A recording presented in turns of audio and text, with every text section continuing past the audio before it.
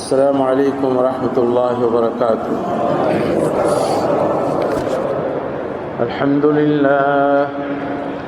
الحمد لله أستعينه وأستغفره ونعوذ بالله من شرور أنفسنا ومن سيئات أعمالنا.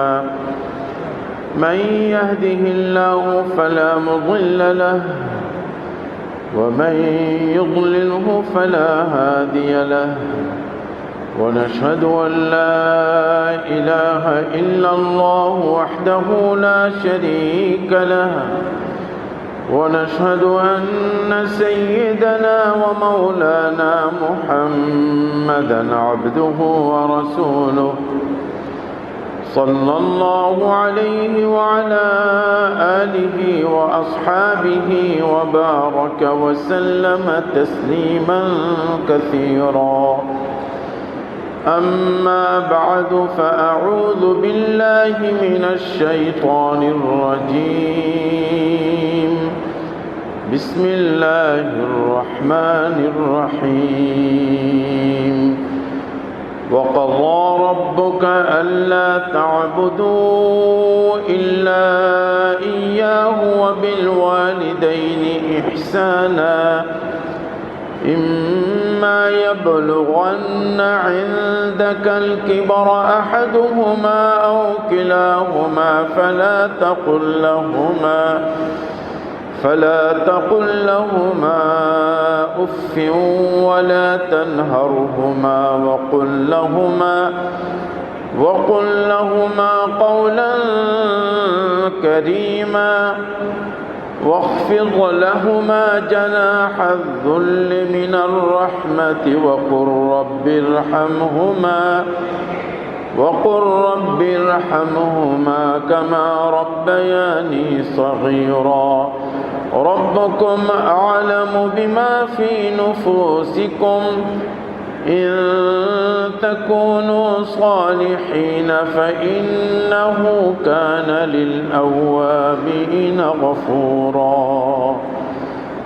آمنت بالله صدق الله مولانا العظيم وصدق رسوله النبي الكريم ونحن على ذلك لمن الشاهدين والشاكرين والحمد لله رب العالمين.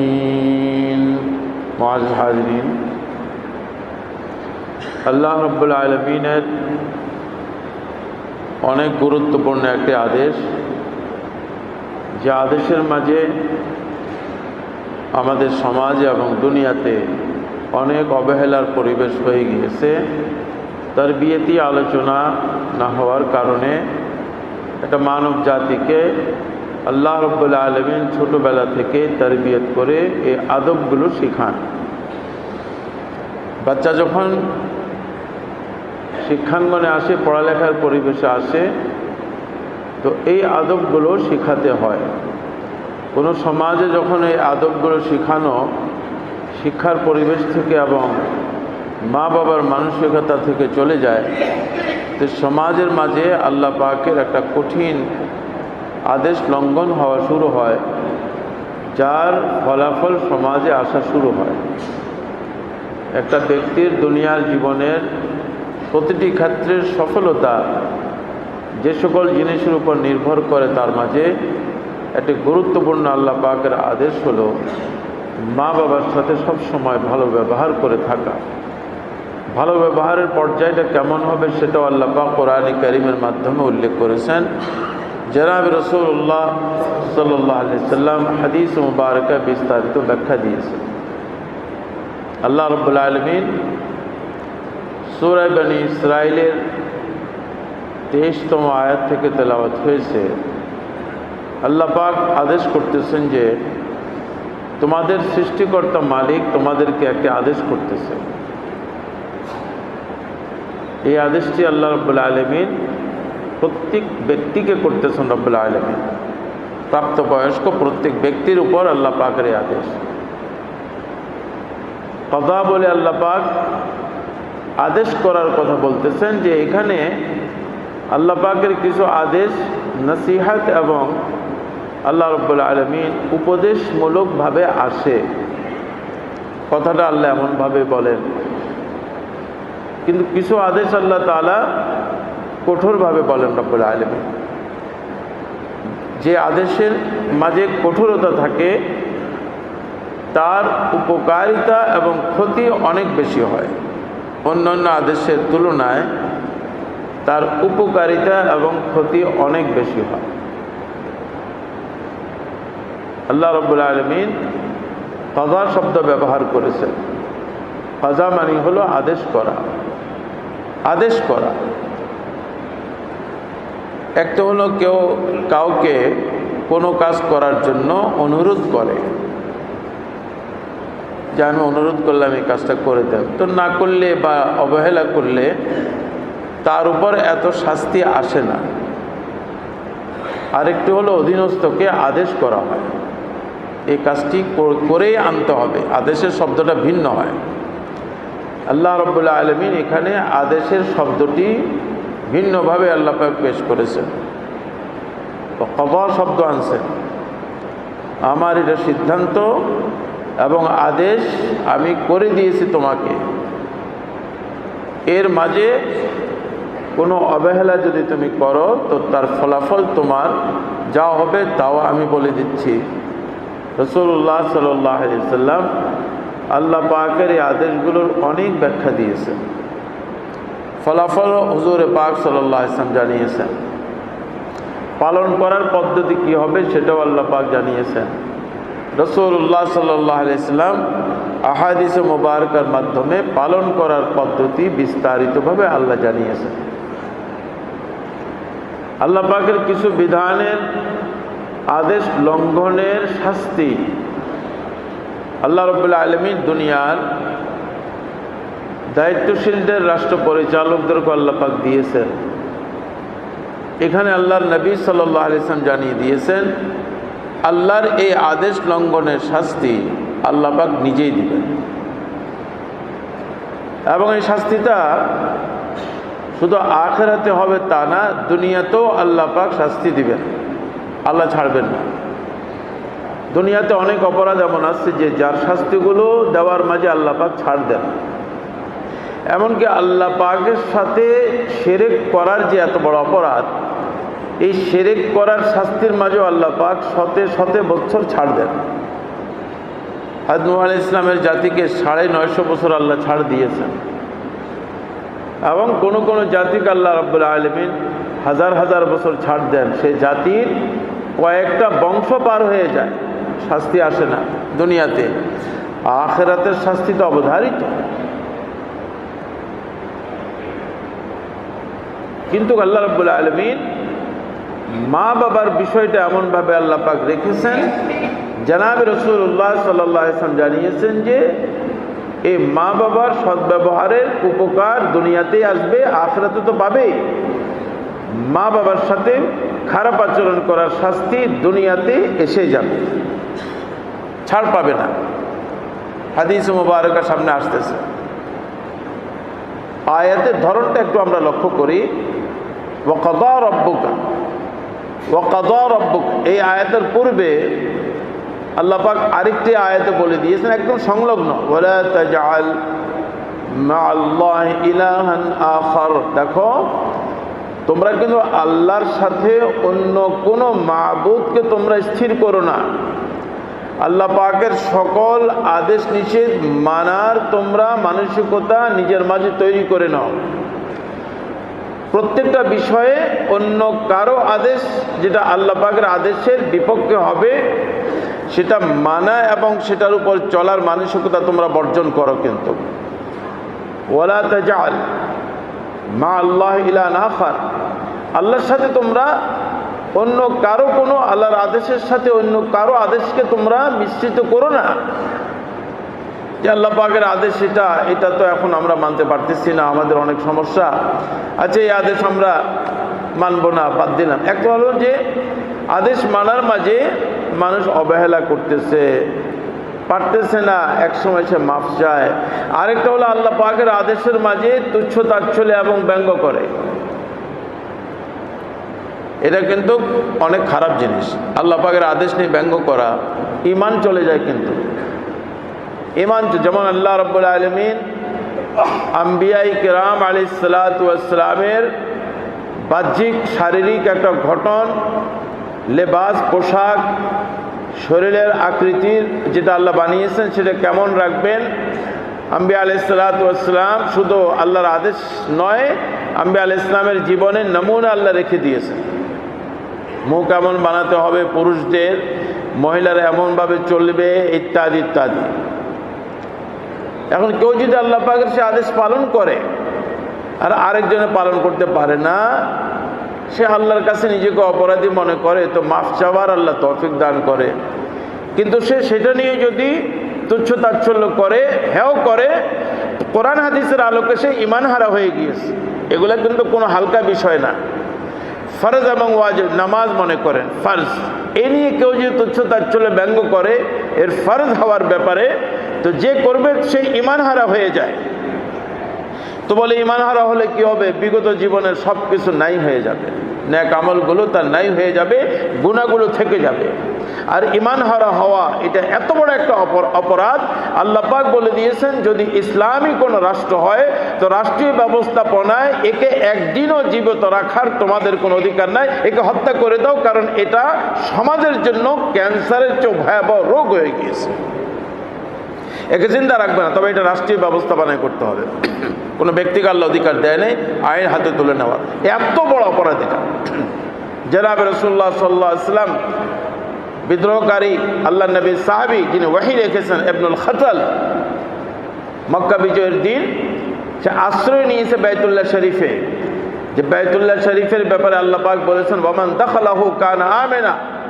এই বাইতুল্লাহ দুনিয়াতে প্রতিষ্ঠিত হওয়ার পর থেকে নিয়ে কিয়ামত পর্যন্ত এই আইন বলবৎ থাকবে। কোনো একটা ভয়াবহ অপরাধকারী, মানুষ হত্যাকারী যদি বাইতুল্লাহতে আসে, সে নিরাপত্তা পাবে বাইতুল্লাহর ভিতরে, হারামের ভিতরে তাকে শাস্তি দেওয়া যাবে না, হারামের ভিতর থেকে বের করার ব্যবস্থা কর। ইবনুল খাতাল আরও এরকম কয়েকজন ছিল, তারা মনে করেছে যে বাইতুল্লাহতে তো মুহাম্মদ আমাকে কিছুই করবে না, সাল্লাল্লাহু আলাইহি ওয়াসাল্লাম পারবে না, আল্লাহর আদেশ। কিন্তু আল্লাহ রাব্বুল আলামিন, বুখারী শরীফের রিওয়ায়াত, হুজুর পাক সাল্লাল্লাহু আলাইহি ওয়াসাল্লাম মক্কা বিজয়ের দিন সকাল থেকে নিয়ে আসর পর্যন্ত নিরাপত্তার আদেশকে এই দুনিয়ার বুকে প্রথম এবং শেষ আল্লাহ নবীর জন্য আল্লাহ উঠিয়ে দিয়েছেন। আপনি সকাল থেকে সন্ধ্যা পর্যন্ত যত রক্ত ঝরাতে পারেন অপরাধীদেরকে আপনি রক্ত ঝরাবেন, আমি আদেশ দিলাম। হুজুর সাল্লাল্লাহু আলাইহি ওয়াসাল্লাম তো অধিকাংশদেরকে মাফ করে দিয়েছেন, ইবনুল খাতালকে ক্ষমা করে নেই। তার অপরাধ এত বেশি ছিল, সে মুসলমান হয়ে ইসলামের বিপক্ষে, একটা ইসলাম, সে মুসলমান হয়ে ইসলামকে ছেড়ে দিয়েছে, মুরতাদ হয়েছে, এক অপরাধ। ইসলামের ব্যাপারে ব্যঙ্গ করেছে, ইসলামের বিধান নিয়ে ব্যঙ্গ করেছে, সে রাসূলুল্লাহ সাল্লাল্লাহু আলাইহি ওয়াসাল্লামের নামে কবিতা আবৃত্তি করে ব্যঙ্গ করেছে, ইসলামের বিভিন্ন বিধানের ব্যঙ্গ করে। আমাদের সমাজে আছেন অনেকে পর্দা নিয়ে ব্যঙ্গ করে, দাড়ি নিয়ে ব্যঙ্গ করে, আরে তোদের তো ঈমানই চলে গেছে, ইসলামী হুকুমত হলে তোদেরকে হত্যা করে দেওয়া হতো। তো আল্লাহ পাক ইসলামী হুকুমত না হওয়ার কারণে দুনিয়াতে তোমাদের জীবন তো বেঁচে গেছে, কিন্তু এই কুকুরের মতো জীবন আল্লাহর কাছে তোমাদের, আল্লাহ তোমাদেরকে শাস্তি পাঠাবে এই দুনিয়ার বুকে, আল্লাহ বলতেছে, যদি সেই তওবা না করে। আর সাধারণত এই সকল লোকদের তওবার তৌফিক হয় না, তাদের অনেক নিকৃষ্ট মৃত্যু হয়। তো দুনিয়া তো আল্লাহ পাক ওগুলো দেখিয়ে দেন। আল্লাহ রাব্বুল আলামিন বলেন, ওয়ালা তাজআল মা'আল্লাহি ইলাহান আখার, খবরদার আল্লাহর সাথে কাউকে, আল্লাহর বিধানের সাথে কাউকে শরীক করবে না। তাহলে কি হবে? ফাতাকউদা মাযমুমান মাখযুলা, তাহলে তুমি দোষী সাব্যস্ত হবা, নিন্দিত হবা, এবং এই দুনিয়ার বুকে অসহায় জীবন তোমার হয়ে যাবে, কেউ তোমার সাথে থাকবে না। আমি এমন শাস্তি দুনিয়াতে তোমার জন্য পাঠাবো, একাকিত্ব জীবন, তোমার আজীবনের সঙ্গিনী পরিবার সেও তোমাকে ছেড়ে দিবে। আমি এমন পরিবেশ করে দেব, দুনিয়ার জীবন তোমার আমি জাহান্নাম বানিয়ে দেব। অপমান এবং অপদস্থের একেবারে শেষ পর্যায়ে জালিল কাকে বলা হয়, অপমান আর অপদস্থ কাকে বলে আমরা সবাই জানি। মখলুলা।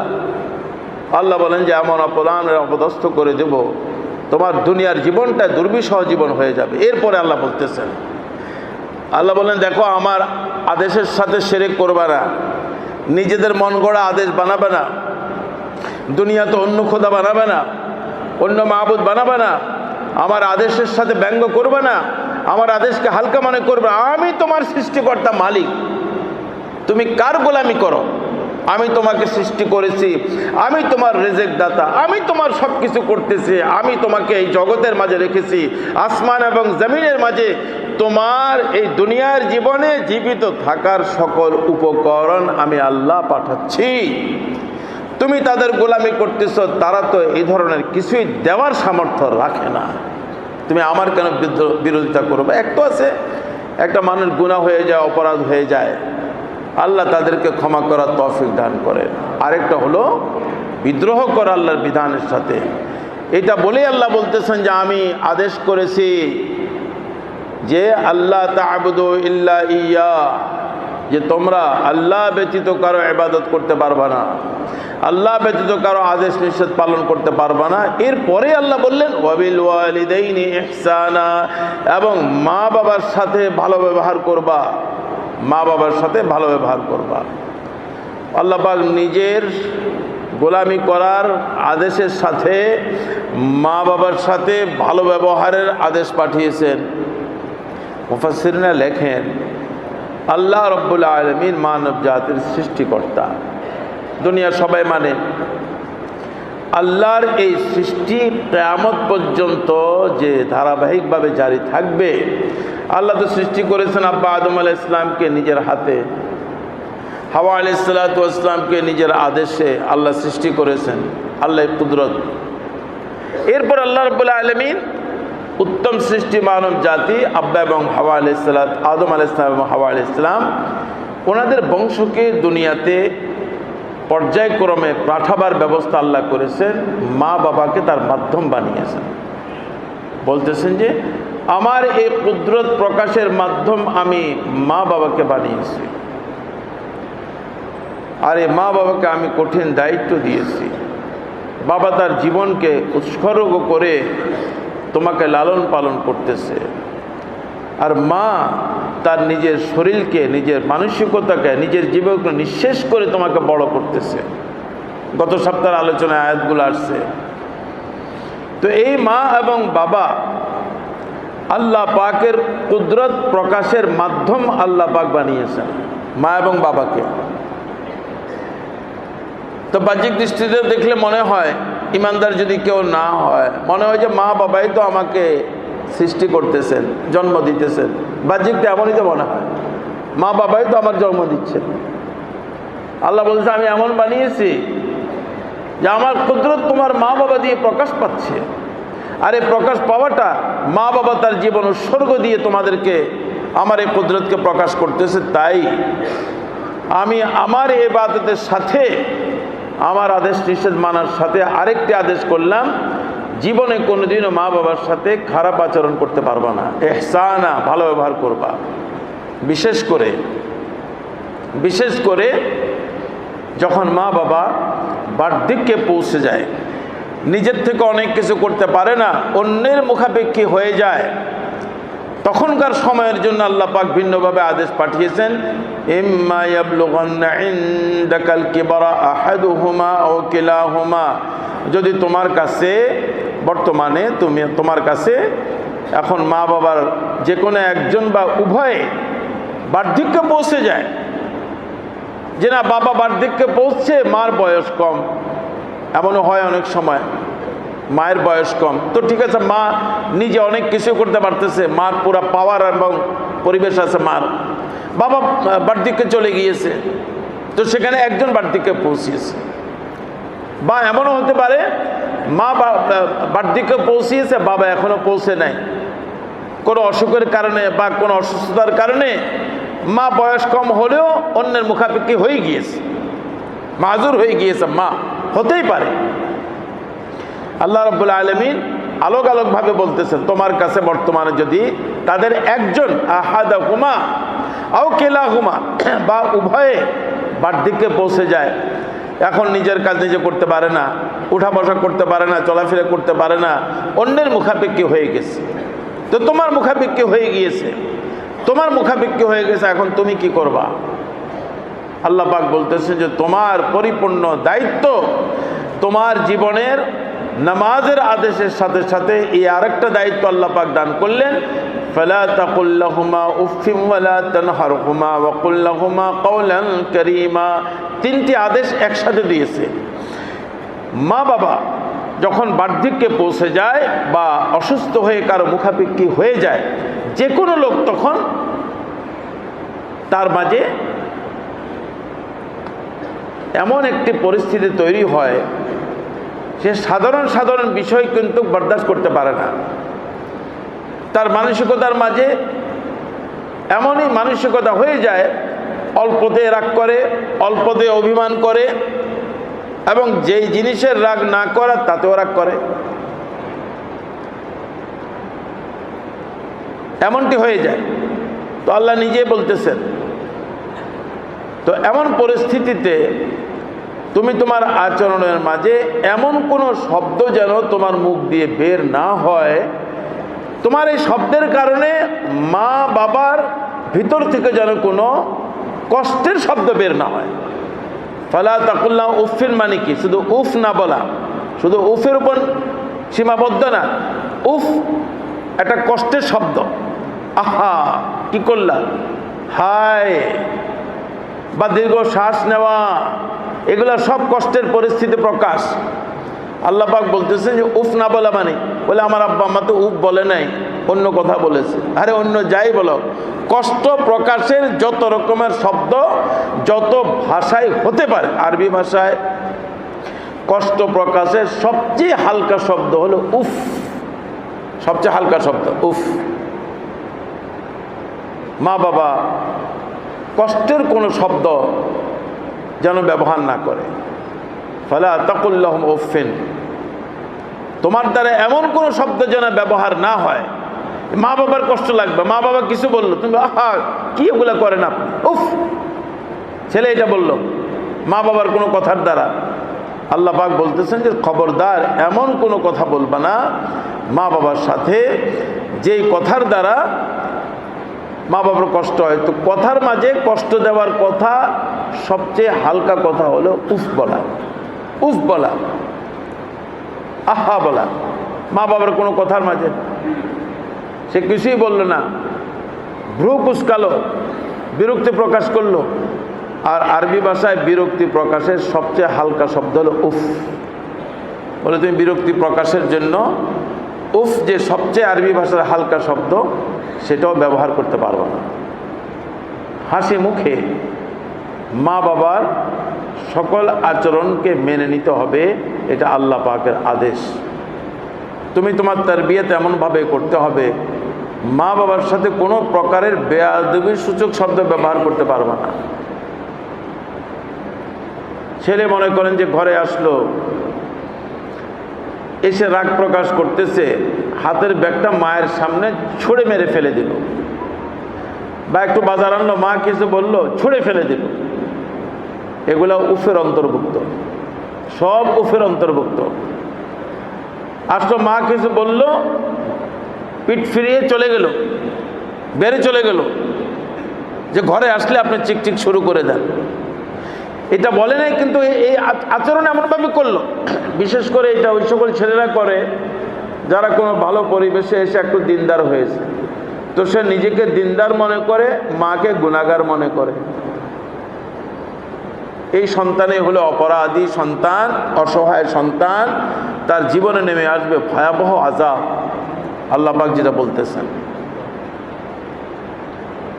যারা দিনদার হয় নাই তারা কিন্তু এত বেয়াদবি করে না, তারা মা বাবার দোষ এত চোখে পড়ে না।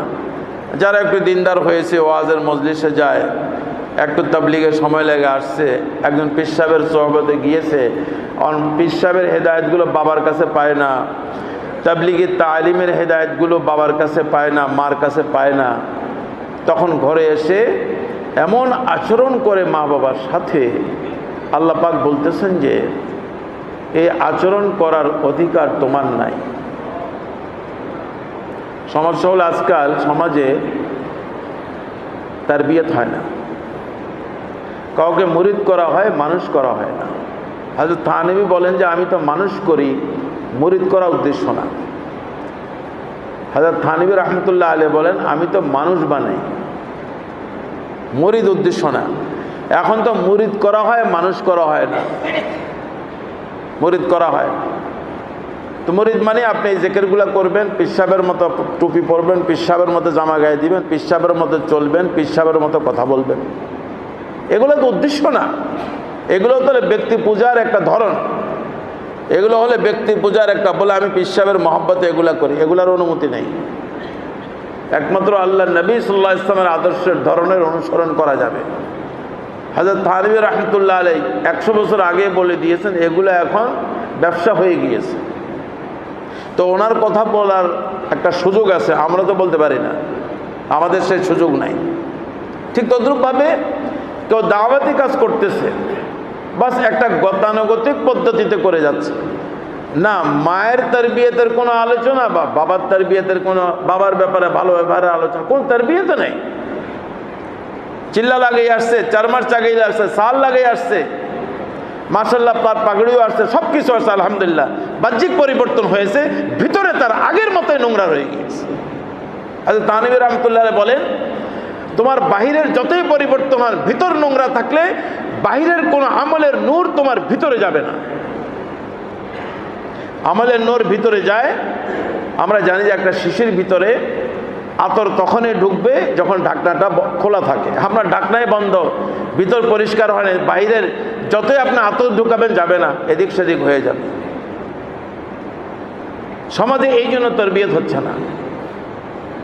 ভালো ভালো দিনদার লোকরা মা বাবার সাথে বেশি বেয়াদবি করে, বেশি বেয়াদবি করে। আমাদের কাছ থেকে এগুলো অনেক রিপোর্ট আসে, তখন খুব কষ্ট লাগে যে সব কিছুই করলো, সে নিজের তারবিয়ত করলো না। হযরত থানভী বলেন যে সব কিছুই হলা, মানুষ হলা না। মানুষ কাকে বলে? যে নিজেকে আল্লাহর আদেশের মাঝে আনে তাকে মানুষ বলে।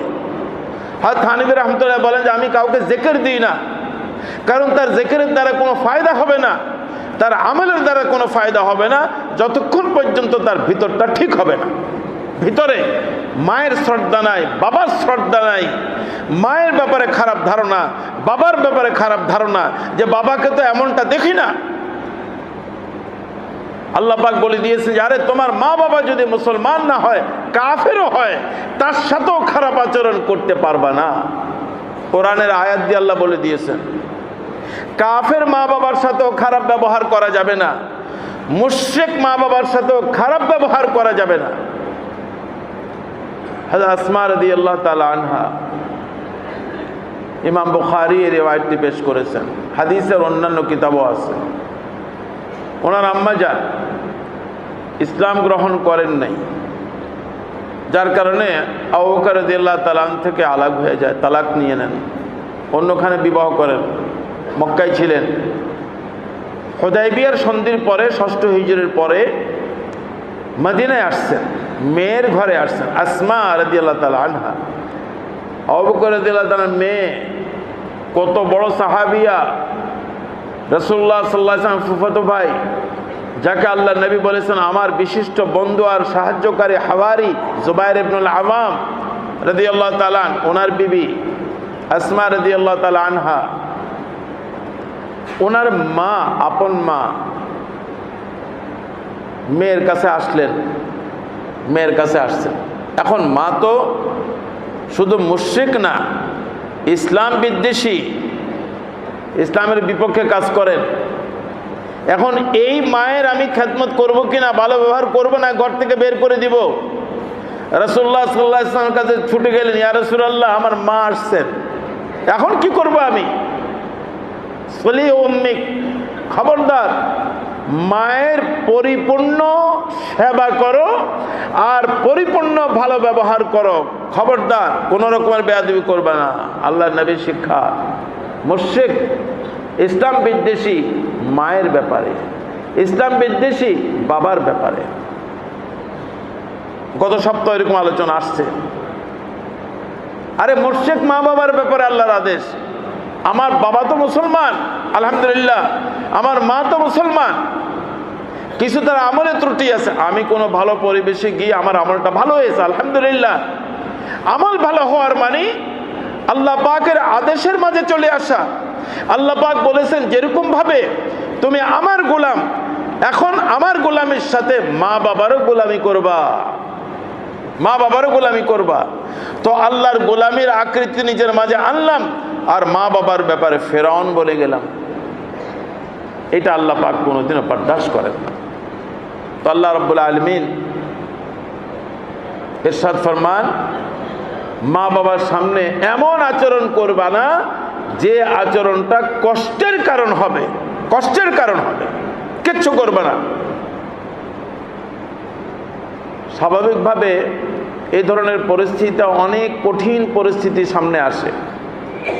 ছেলে দিনদার হয়েছে, মা বাবা এটাকে পছন্দ করতেছে না।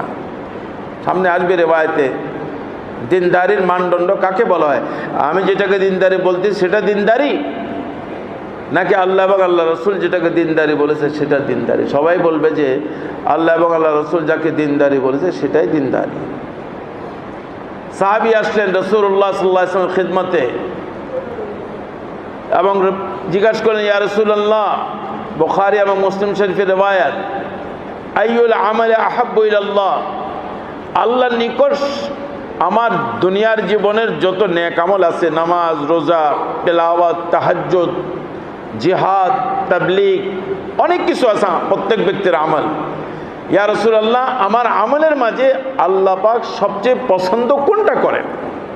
আইয়ুল আমালি আহাব্বু ইলাল্লাহি তাআলা ক্বালা আস-সালাতু আলা ওয়াক্তিহা, নামাজকে মুস্তাহাব সময়ে, উত্তম সময় যেটা প্রত্যেক নামাজের, সেই সময়ে নামাজ আদায় করা, এটা আল্লাহর নিকট অনেক পছন্দ। নামাজের তালবাহানা না করা, এই পড়ে নিলাম, এই পড়ে নিলাম, এই পড়ে নিলাম, ব্যস্ত লোকদের সাথে হয় সাধারণত। আর আপনি দেখবেন যে আমার আব্বাজান রাহমাতুল্লাহ আলাইহি বলতেন যে এই আজানের পরেই নামাজের সময়ে কাস্টমার বেশি আসে। আব্বা ব্যবসায়ী ছিলেন, তো কাস্টমার বেশি আসে। তো আমরা দেখছি আব্বাজান রাহমাতুল্লাহ আলাইহি মামুল ছিল, আজান হয়েছে শাটার বন্ধ, ব্যাস, এখন আর কারোর সাথে কোনো পরিচয় নাই। এটাই হলো ইসলামী আদর্শ, এটাই হলো ইসলামী শিক্ষা। আর আল্লাহ পাক তখনই পরীক্ষা করেন। রেজেক তো আল্লাহ পাক দেন, কাস্টমার দিবে না। রেজেক আল্লাহ পাক দেন, কাস্টমার দিবে না।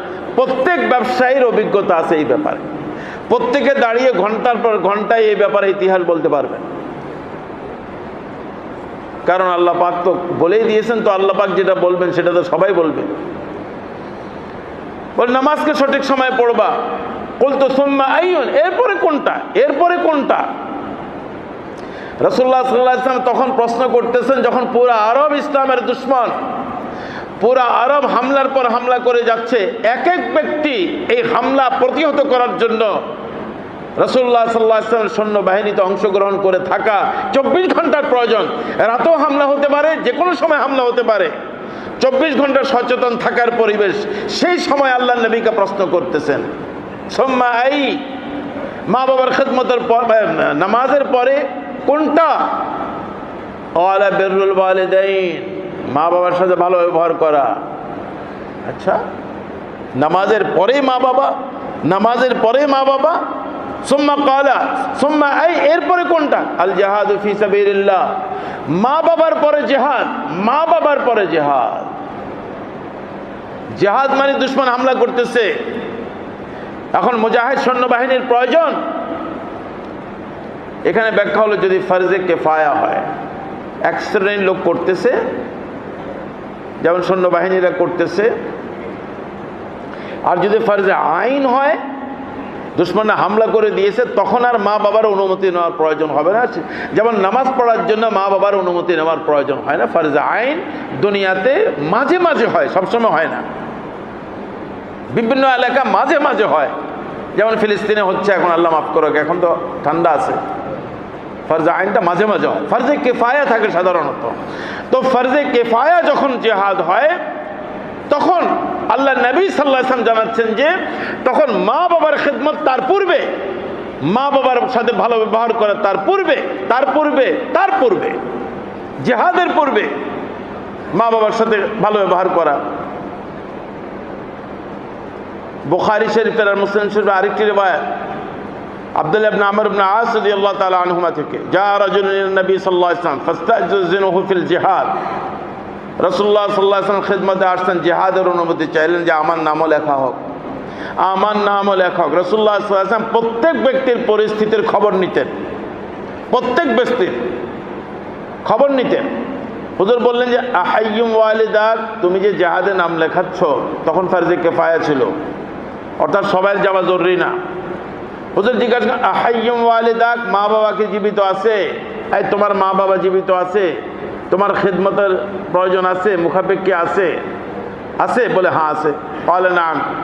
আল্লাহ নবী বলেন ফাফিহিমা ফাজাহিদ, মা বাবার খিদমত করে আল্লাহর দরবার থেকে তুমি জিহাদের সওয়াব অর্জন করো। জিহাদে যাবার অনুমতি নাই, জিহাদে যাবার অনুমতি নাই। তাহলে আল্লাহ নবী সাল্লাল্লাহু আলাইহি ওয়াসাল্লাম যখন এক একজন ব্যক্তির প্রয়োজন জিহাদে যাওয়ার জন্য, মুসলমানের সংখ্যা এত কম, তখনও আল্লাহ নবী সাল্লাল্লাহু আলাইহি ওয়াসাল্লাম মা বাবাকে ছেড়ে জিহাদে যাওয়ার অনুমতি দেয় নাই। তাহলে মা বাবাকে ছেড়ে মাদ্রাসায় পড়তে আসার, তবলিগে যাওয়ার অনুমতি হবে? আমরা তো শুধু আবেগে চলি, শরীয়ত দেখি না, যার কারণে আমাদের পড়ার দ্বারাও ফায়দা হয় না, তবলিগ দ্বারাও ফায়দা হয় না, খানকায় গিয়েও ফায়দা হয় না। আমরা অনেক আদেশ লঙ্ঘন করি আল্লাহ পাকে। দরকার কি? আমি তো আমার পিসাবের কাছে আছি। আরে আমার আল্লাহর পরে দুনিয়ার বুকে সবচেয়ে বড় পীর হলো আমার মা আর বাবা। আল্লাহর পরে সবচেয়ে বড় পীর হলো, পীর মানে কি আমি আল্লাহর কাছে পৌঁছার জন্য এনাকে মুরব্বী বানালাম, আর মা বাবাকে আল্লাহর কাছে পৌঁছার জন্য আল্লাহ পাক বলেছেন সবচেয়ে বড় মাধ্যম আমি তোমার মা বাবাকে বানিয়েছি। মা বাবার সামনে দুনিয়ার কোনো পীর মুরিদি চলে না। এখন এগুলা কেউ জিজ্ঞাসা করে না, কেউ জিজ্ঞাসা করে না। পীর সাহেবকে হাদিয়া দিতে ভালো লাগে, মা বাবাকে হাদিয়া দিতে কষ্ট লাগে। হাদিয়া নিয়ে আসে, জিজ্ঞাসা করি আমি সাধারণত, আল্লাহ মাফ করো, বাবা আছে? আছে। মা বাবাকে দিয়ে দেন। তখন মনে কষ্ট লাগে, কারণ পীর সাহেবকে হাদিয়া দিলে একটু পীর সাহেবের নৈকট্য লাভ হবে। পীর সাহেবকে হাদিয়া দিলে মনে করে যে পীর সাহেব খুশি হবে, আমি সামনে বসতে পারবো, আরো কত কিছু আছে, সব তো আর আমি জানি না। তো মা বাবাকে দিতে গেলে মা বাবা অনেক সময় রাগ করে, এত কম দিলি কেন? মা বাবা অনেক সময় ছুড়ে মেরে দেয়, তোর ইনকাম তো আমার জানা আছে, এত কম দিলি কেন? বলে যে মা বাবার প্রয়োজনটা কি, খানা আসতেছে, সব কিছু আসছে। আর মা বাবা যত বয়স বাড়ে তত তার প্রয়োজন বাড়ে। আমি গত সপ্তাহ বলেছি আল্লাহ পাক সন্তান মারা যাওয়ার পরেও তার সম্পত্তির মাঝে, অথচ তার সন্তানরা ইতিম হয়ে গিয়েছে, বিবেক তো বলে সব ইতিমদের উপর খরচ করো, কিন্তু আল্লাহ পাক বলেছেন যে 6 ভাগের 1 ভাগ মা বাবাকে দিয়ে তারপরে খরচ করো। তো মারা যাওয়ার পরেও আল্লাহ অংশ রেখে দিয়েছেন। তো জীবিত থাকা অবস্থায় কত বিশাল দায়িত্ব, এগুলোর তারবিয়ত হওয়া নেহায় জরুরি। এগুলো আল্লাহ পাকের আদেশ, রাসূলুল্লাহ সাল্লাল্লাহু আলাইহি ওয়াসাল্লামের আদেশ, এগুলো তো অবহেলা করা যাবে না। অবহেলা করাটা দুর্ভাগ্যের লক্ষণ। এটা বুখারী শরীফের রিওয়ায়াত এবং মুসলিম শরীফের রিওয়ায়াত, যা রাজুলুন ইলা নবী সাল্লাল্লাহু আলাইহি ওয়াসাল্লাম, আল্লাহ নবীর কাছে আসছেন, ইয়া রাসূলুল্লাহ মান আহাক্কুন নাসি বিহুসনি সাহাবাতি, সবচেয়ে উত্তম সঙ্গ দেওয়ার জন্য এই দুনিয়ার বুকে সবচেয়ে বেশি কার অধিকার? যার সাথে আমি উত্তম আদর্শ ব্যবহার করব, যার সাথে আমি উত্তম সঙ্গ দেব, যার সাথে আমি উত্তম সময় দেব, কে তিনি? একেবারে করজোড় হয়ে বসে থাকবো, নেতার সামনেও বসি, পীর সাহেবের সামনেও বসি, বুজুর্গের সামনে বসা ঠিক আছে, ভালো কথা। সবচেয়ে বেশি কে এটার অধিকার পাবে? আল্লাহ নবীকে জিজ্ঞাসা করেছেন, এই অধিকার সবচেয়ে বেশি কার? যার সামনে আমি সবচেয়ে সুন্দর সঙ্গ দেব, তার সকল বিষয়ের প্রয়োজনীয়তার খেয়াল রাখব। এমনি তো পীর সাহেব বা হুজুর বা খতিব সাহেব ইশারা করলে যা চাই দিয়ে দেয়, পানি দেন, হ্যাঁ, সাথে সাথে পানি চলে আসে। মা চিৎকার দিয়ে ডাকলেও দেয় না, মা একটু পরে একটু অপেক্ষা করেন। আরে আজীব! আরে যাকে আল্লাহ যে জায়গায় মর্যাদা দিয়ে রেখেছেন তাকে সেই জায়গায় রাখা, এটাই হলো একটা মানব জাতির চরিত্র এবং আদর্শ। রাসূলুল্লাহ সাল্লাল্লাহু আলাইহি ওয়াসাল্লাম এই তারবিয়তটা উম্মতকে করে যাচ্ছেন। সাহাবায়ে কেরাম রিদওয়ানুল্লাহ আলাইহিম আজমাইনকে একটা আদর্শ নমুনা বানিয়ে গিয়েছে। ওনাদের জীবনী পড়ে দেখেন। ওয়াইস কারনি আরে মায়ের সেবার কারণে সাহাবী হতে পারে নাই, ইয়ামানে ছিলেন, মায়ের সেবার কারণে মায়ের খেদমত করার মতো কেউ নাই। আল্লাহ নবীর কাছে আসতে পারতেছেন না আল্লাহ নবীকে দেখার জন্য। আপনি চিন্তা করে দেখেন, বর্তমান যদি কেউ জানে আল্লাহ তাআলা যদি পাঠায়, একসময় তো পাঠাবেন আল্লাহ তাআলা ঈসা আলাইহিস সালামকে, তখন হযরত ঈসা আলাইহিস সালামকে দেখার জন্য উম্মতের কি অবস্থা হবে বলেন? তখনও এই আদেশ হবে, মা অসুস্থ, মায়ের খেদমত করার মতো কেউ নাই। মনে করেন যে ঈসা আলাইহিস সালাম আসার খবর পাওয়া গেছে, মাকে ছেড়ে যাওয়া যাবে না। ওয়াইস করনি রাদিয়াল্লাহু হতে পারেন নাই, সাহাবী হতে পারেন নাই, মায়ের খেদমতের কারণে মায়ের খেদমতে পড়ে আছেন। আল্লাহ নবীর কাছে ওয়াহি আসছে, আল্লাহ জানিয়ে দিয়েছেন কারণের অমুক এলাকার একজন মুসলমান ওয়াইস তার নাম, সে তার মায়ের খেদমতের কারণে আপনার কাছে আসতে পারে না, তার মর্যাদা আমার কাছে এটা আল্লাহ জানিয়ে দিয়েছেন। রাসূলুল্লাহ সাল্লাল্লাহু আলাইহি ওয়াসাল্লাম ওমর ইবনে খাত্তাবকে ডেকে বললেন যে দেখেন, কারণের অমুক এলাকার ওয়াইস আমার মারা যাওয়ার পরে যদি আসে তো তুমি তোমার জন্য এবং আমার উম্মতের জন্য মাগফিরাতের দোয়া তার দ্বারা করাবা। আল্লাহ পাক তাকে মুস্তাজাবুদ দাওয়া বানিয়ে রেখেছে মায়ের খেদমতের কারণে। আল্লাহ নবী সাহাবায়ে কেরামের মাধ্যমে আদর্শ দুনিয়াতে রেখে দিয়েছেন। ওয়াইস করনিকে তালাশ করতেছেন সাহাবায়ে কেরামরা, ওমর ইবনে খাত্তাব রাদিয়াল্লাহু তাআলা, যার ব্যাপারে রাসূলুল্লাহ সাল্লাল্লাহু আলাইহি ওয়াসাল্লাম জানিয়েছেন লাউ কানা বাদি নবিয়্যান লাকানা ওমর, আমার পরে নবুয়তের মর্যাদা পাওয়ার যোগ্যতা থাকলে একমাত্র ওমরের আছে। সেই ওমর ইবনে খাত্তাব ওয়াইস করনিকে তালাশ করতেছেন আল্লাহর কাছে মাগফিরাতের সুপারিশ করার জন্য। ইনি এই মর্যাদা অর্জন করেছেন মায়ের খেদমত করে, মায়ের সেবা করে। আর সেই মায়ের সামনে আমরা মুখ বেঁকিয়ে দিই, সে মায়ের সামনে আমরা কপাল কুঁচকাই, সে মায়ের সামনে আমরা এমনভাবে ফিরে দাঁড়িয়ে যাই, মায়ের সামনে আমরা এমনভাবে কথা বলি, মায়ের কলিজা আমরা তছনছ করে দিই।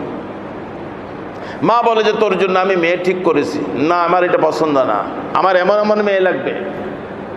মায়ের চয়েস, মায়ের পছন্দের কোনো মূল্যই নেই। তো নিজের পছন্দের যেটা আনে সেটা 2 দিন পরেই চলে যায়। যেহেতু মায়ের তো দোয়া নেই, মায়ের তো দোয়া নেই। বিবি বললো যে মায়ের সাথে থাকবোই না, বাস চলেই যাব। ওই বিবি যে তোমার মাকে ছাড়ছে, তোমাকে মা থেকে আলোক করেছে, সেই বিবি একদিন তোমার থেকে আলোক হয়ে যাবে। তাই হয় দুনিয়াতে। রাসূলুল্লাহ সাল্লাল্লাহু আলাইহি ওয়াসাল্লামের কাছে এসে বলে, ইয়া রাসূলুল্লাহ, সঙ্গ দেওয়ার মাঝে সবচেয়ে বড় অধিকার কার? ভালো ব্যবহারের সবচেয়ে বড় অধিকার কার? আমার মাঝে যে আদর্শ আছে, আমার মাঝে যে সেবার যোগ্যতা আছে, আমার মাঝে আল্লাহ পাক যে যোগ্যতা আছে, এই যোগ্যতা পাওয়ার সবচেয়ে বড় হকদার কে আল্লাহর পরে? ক্বালা উম্মুক, তোমার মা। তোমার মা। আচ্ছা ঠিক আছে, বুঝলাম। সুম্মা মান, এরপরে কে? ক্বালা উম্মুক, তোমার মা। দ্বিতীয়বার বললেন ক্বালা সুম্মা মান, আচ্ছা ঠিক আছে মা বুঝলাম, এরপরে কে ইয়া রাসূলুল্লাহ? ক্বালা উম্মুক, তোমার মা। 3 বার বললেন উম্মুকা উম্মুকা উম্মুকা, তোমার মা, তোমার মা, তোমার মা। আর সন্তানরা মাকে ছেড়ে চলে যায় অন্য এলাকায়। কে মা সারাদিন ঝিকঝিক করে, মা সারাদিন এটা করে সেটা করে, মার জ্বালায় ঘরে থাকতে পারে না। আহারে মা, এই মায়ের রক্তই তো আমার শরীরে, এই মায়ের রক্তের কারণেই তো আমি কথা বলি, এই মায়ের রক্তের কারণে তো আমি দুনিয়াকে দেখতেছি, এই মায়ের রক্তের কারণে আর কোরবানির কারণে আমি শুনতেছি, এই মায়ের রক্ত আর মায়ের সাধনার কারণে আমি চলাফেরা করতেছি। সেই মা এত অসহায়, ছেড়ে মায়ের খবর নেয় না, মাকে ছেড়ে অন্যদিকে চলে যায়। মাকে ছেড়ে অন্যদিকে চলে যায় যে আমার মা তো অ্যাবনর্মাল হয়ে গিয়েছে, তো মা অ্যাবনর্মাল হলে তোমার চিকিৎসা করো। সন্তান অ্যাবনর্মাল হলে তুমি কি করতা? রাস্তায় ফেলে দিতা? মায়ের চিকিৎসা করো। দুনিয়াতে সব কিছুরই চিকিৎসা আছে। মায়ের চিকিৎসা করার জন্য তুমি যা খুশি তা করো, তোমার সম্পদ বিক্রি করো, তোমার সব কিছু বিক্রি করো, আল্লাহ পাক তোমাকে দুনিয়াতে এত দিবে যে দুনিয়া তাকিয়ে থাকবে। কারণ মা বাবার সেবার বিনিময় আল্লাহ পাক দুনিয়াতে দিবেন, আখিরাতে দিবেনই। এবং মা বাবার বেয়াদবের শাস্তি আল্লাহ দুনিয়াতেও দেন, আখিরাতে তো আছে। মা মা মা, চতুর্থবার সুম্মা মান, বলে আবুকা। চতুর্থবার বলে তোমার বাবা। মায়ের হক বাবার চেয়ে 3 গুণ বেশি। ব্যাখ্যা দিয়েছেন যে মা 3টা কষ্ট এমন করেছে যেটা বাবার মাঝে নাই। গর্ভে ধারণ করার কষ্ট, এবং সন্তান জন্ম দেওয়ার কষ্ট, দুধ পান করাবার কষ্ট, আর ছোটবেলায় লালন পালনের কষ্ট। তিনটে এমন কষ্ট, আল্লাহ ওয়াহনুন আলা ওয়াহান, আরে জীবন চলে যাওয়ার মতো কষ্ট, জীবন দেওয়ার মতো কষ্ট। প্রত্যেকে আশপাশে মাদেরকে, গর্ভবতী আমার মেয়ে হতে পারে, আমার বিবি হতে পারে, গর্ভ অবস্থায় শেষ দিকে তার কি কষ্ট, প্রথম দিকে তার কি কষ্ট, খেতে পারে না, বমির ভাব, পুরো শরীরের অবস্থা এমন যে পুরো শরীর উলট পালট হয়ে গিয়েছে। তখন আমি ভাববো যে আহেরে আমার মাও তো এই কষ্ট করেছে, আমার মাও তো এই কষ্ট করেছে। আল্লাহ পাক বলতেছে বাবারও অধিকার আছে, এমন না যে বাবার অধিকার নেই, কিন্তু মায়ের চেয়ে একটু কম। তো এখান থেকে বলেন যে খেদমতের দিক থেকে মায়ের খেদমত বেশি হবে, বাবার মর্যাদা বেশি, মায়ের খেদমত বেশি বাবার চেয়ে। মায়ের সামনে একটা কৃতদাস আর গোলামের মতো থাকতে হয়, একটা দাসের মতো। সাহাবায়ে কেরামরা ব্যাখ্যা দিচ্ছেন এভাবেই। রাসূলুল্লাহ সাল্লাল্লাহু আলাইহি ওয়াসাল্লাম জানিয়েছেন, মুসলিম শরীফের রিওয়ায়াত, রাগিমা আনফুন সুম্মা রাগিমা আনফুন সুম্মা রাগিমা আনফুন, অপদস্থ লাঞ্ছিত হোক, অপদস্থ লাঞ্ছিত হোক, অপদস্থ লাঞ্ছিত হোক। সাহাবায়ে কেরামরা পেরেশান, ইন্না লিল্লাহ, কে লাঞ্ছিত, কে অপদস্থ, কে লাঞ্ছিত, কে অপদস্থ। তিনবার বলছেন। আল্লাহ নবীর কোনো কথা যেটা বেরিয়েছে আসমানে চলে গিয়েছে, মানে কবুল হয়ে গিয়েছে। লাঞ্ছিত অপদস্থ হোক, লাঞ্ছিত অপদস্থ হোক, লাঞ্ছিত অপদস্থ হোক। মান আদরাকা আবাওয়াইহি ইনদাল কিবারে আহাদুহুমা আও কিলাহুমা, যে মা বাবাকে বার্ধক্য অবস্থায় একজনকে বা উভয়কে পেয়েছে, মা বাবাকে পাওয়ার পরেও আল্লাহকে সন্তুষ্ট করে জান্নাত দিতে পারে নাই, সে অপমান আর অপদস্থ হোক। আখিরাতে তো হবে, দুনিয়া তো আল্লাহ অপমান করে দেয়। সমাজে মুখ দেখাবার মতো তাদের আর কোনো স্থান থাকে না, সমাজে মুখ দেখাতে পারে না। এমন একটা পরিস্থিতি আল্লাহ তার করে দেয় যে সমাজে সে অপমান হয়ে যায়, সে ভাবতেও পারে না আমি কেন অপমানটা হলাম। তখন তাকে ভাবতে হবে আমি আমার মায়ের সাথে বেয়াদবি করেছি, মা আমার জন্য হাত তোলে নাই। আরে মার হাত তুলতে হয় না, মার কলিজা আল্লাহর সাথে সম্পর্ক। রাসূলুল্লাহ সাল্লাল্লাহু আলাইহি ওয়াসাল্লাম এক রিওয়ায়াতে জানিয়েছেন, মা এবং বাবা তার এই অন্তরের ভাবটা আসমান পর্যন্ত পৌঁছার মাঝে কোনো বাধা নাই, ডাইরেক্ট চলে যায় আল্লাহর কাছে। কষ্ট এবং আনন্দ ডাইরেক্ট চলে যায় সন্তানের ব্যাপারে। আর এত মর্যাদা আল্লাহ পাক জানিয়েছেন, তুমি বাইতুল্লাহ দেখার পরে তোমার যে মর্যাদা হবে, বাইতুল্লাহ দেখার মর্যাদা, হজ করার মর্যাদা, উমরা করার মর্যাদা, ভালোবাসার দৃষ্টিতে মা বাবার দিকে তাকালে সেই মর্যাদা আল্লাহ পাক তোমাকে দান করবেন। ইয়া রাসূলুল্লাহ কয়বার? বারবার। বলে আল্লাহর খাজানায় কোনো কমি নাই। 100 বার যদি প্রতিদিন মা বাবার দিকে ভালোবাসার মর্যাদার দৃষ্টিতে তাকায়, অন্তরের মাঝে মর্যাদা এবং ভালোবাসা থাকে, আল্লাহ পাক তাকে 100টায় হজ উমরার সওয়াব দান করবে। কিয়ামতের ময়দানে যাওয়ার পরে দেখবে আরে এত হজ এত উমরা করি তো নাই, করছি তো একটা, কোত্থেকে আসলো লেখা থাকবে। এর বিনিময়ে এটা মায়ের সাথে তোমার এটা হলো যে মনের ভাবটা এখনো কিছু করে নাই, মনের মাঝে মায়ের জন্য আপ্লুত মনোভাব, আনন্দের মনোভাব, মায়ের চেহারা দেখে মনটা ভরে গিয়েছে, সেখানে হজের সওয়াব লেখা হয়ে গিয়েছে, হজের সওয়াব লেখা হয়ে গিয়েছে। বলে এখন তো আমি তো কিছুই করি নাই, এতদিন জানি নাই, এখন কি করব, এখন কি করব? সাহাবায়ে কেরামরা কত মহসিন, আল্লাহ নবীর সামনে সব প্রশ্নের উত্তর রেখে জবাব নিয়ে নিলেন। আবু দাউদ শরীফের রিওয়ায়াত, আন আবি উসাইদ রাদিয়াল্লাহু তাআলা আন্না রাজুলান ক্বালা ইয়া রাসূলুল্লাহ, ইয়া রাসূলুল্লাহ হাল বাকিয়া মিন বিররিল আবাওয়াইয়া শাইউন আবাররাহুমা বিহি বাদা মাউতিহিমা, মা বাবা মারা যাওয়ার পরে কি কোনো নেক কাজ করার আর ভালো কিছু করার সুযোগ আছে? দুনিয়াতে করেছি আলহামদুলিল্লাহ, এখনো করতে চাই, বা দুনিয়াতে করতে পারি নাই, অবহেলা করেছি, ইয়া রাসূলুল্লাহ এখন কি কোনো সুযোগ আছে নাকি? মা নাই, বাবা নাই, এখন কি করব? মুহসিনে আজম সাল্লাল্লাহু আলাইহি ওয়াসাল্লাম সেই সুযোগও বললেন, ক্বালা নাম, এখনো সুযোগ আছে, তুমি এখনো দুনিয়াতে জীবিত, এখনো তোমার সুযোগ আছে। কি বলে? যে 5টা কাজের সুযোগ আছে। আসসালাতু আলাইহিমা ওয়াল ইস্তিগফারু লাহুমা, মা বাবার জন্য দোয়া করো আর আল্লাহর কাছে তাদের গুনাহের ক্ষমা চাও। ইব্রাহিম আলাইহিস সালাম দোয়া শিখে রব্বিগফিরলি ওয়া লিওয়ালিদাইয়া, আল্লাহ আমার মা বাবাকে ক্ষমা করে দেন, মা বাবার জন্য দোয়া করা আর ইস্তেগফার করা। তৃতীয়, ইনফাজ আহাদিহিমা মিন বাদিহিমা, মা বাবা যদি কারোর সাথে কোনো কথা দিয়ে থাকে সেটা পুরা করে দেওয়া। কারোর সাথে কথা দিয়েছে তোমার এই কাজটা করে দেব, মারা গেছে পারে নাই। কোনো ছেলের সাথে, কোনো মেয়ের সাথে, কোনো আত্মীয়র সাথে মারা অনেক সময় ওয়াদা করে, আমি জানলাম, সেটা পুরা করে দেওয়া। তাহলে মা বাবার সাথে ভালো ব্যবহার করা, এই পুরা করার সাথে সাথে তার বিনিময়ে যখন মা বাবার কবরে যাবে আল্লাহ রাব্বুল আলামিনের সন্তুষ্টি পাওয়া যাবে। চতুর্থ, ওয়াসিলাতুর রাহিমিল্লাতী লা তুসালু ইল্লা বিহিমা, যে আত্মীয়তার রক্তের বন্ধন মা বাবার মাধ্যমে হয়েছে, মায়ের রক্তের বন্ধনের আত্মীয়, বাবার রক্তের বন্ধনের আত্মীয়, তাদের সাথে সবসময় খোঁজ খবর রাখবা, ভালো ব্যবহার করবা, যেটাকে সিলায়ে রাহমি বলা হয়। এর দ্বারাও মা বাবার খেদমত করা হবে, এর দ্বারাও মা বাবার সাথে ভালো ব্যবহার করা হবে।